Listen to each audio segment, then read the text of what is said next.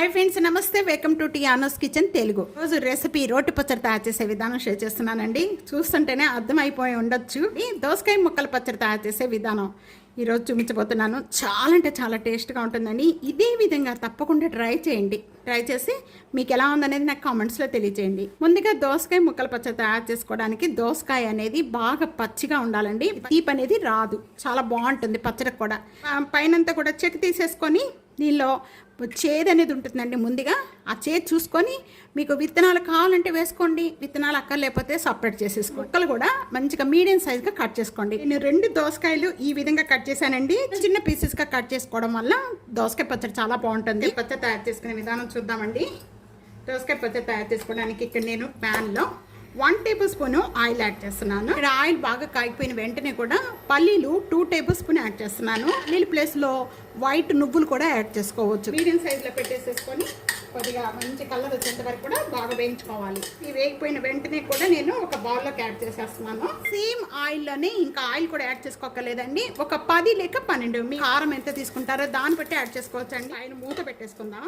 ఇంకా వైట్గా వస్తాయి పచ్చిమిర్చి, అంతవరకు కూడా వేయించుకోవాలి. కరివేపాకు యాడ్ చేస్తున్నానండి. కరివేపాకు అండ్ కొత్తిమీర. ఈ కొత్తిమీర ఆకులు కాదండి, ఇట్లా చూస్తున్నారు కదా, ఇలా యాడ్ చేసుకోవటం వల్ల టేస్ట్గా ఉంటుంది పచ్చడి అనేది. ఈ పచ్చిమిర్చితో పాటు ఇవి కూడా మగ్గిపోతాయి. ఈ విధంగా వేగిపోయిన వెంటనే కూడా ఇంకా స్టవ్ బంద్ చేసేసుకుంటున్నాను. అవి బాగా చల్లారాలి. ఇంతలో మనం రోటి పచ్చడి కదండి, రోల్ అనేది క్లీన్ చేసుకుందాం.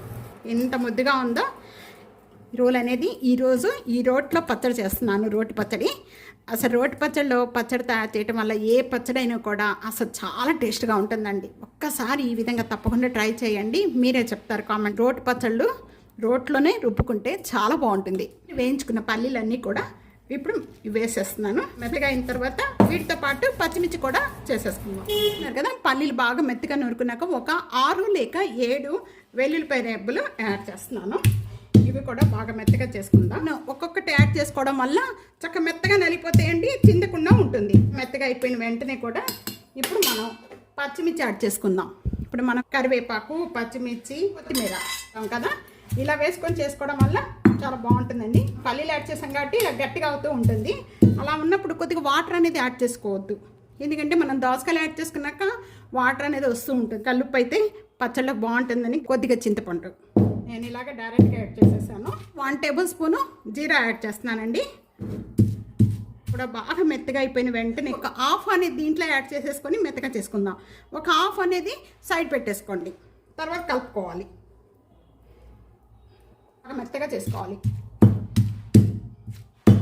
మెత్తగా అయిపోయిన వెంటనే కూడా ఇప్పుడు మనం హాఫ్ అనేది సైడ్ పెట్టేసుకున్న ముక్కలన్నీ కూడా దీంట్లో కలిపేసుకుందాం. కచ్చిపిచ్చిగా నూరుకోవాలి, ఎక్కువగా మెత్తగా నూరుకోకూడదు. దోసకాయ ముక్కల పచ్చడి రెడీ అయిపోయిందండి.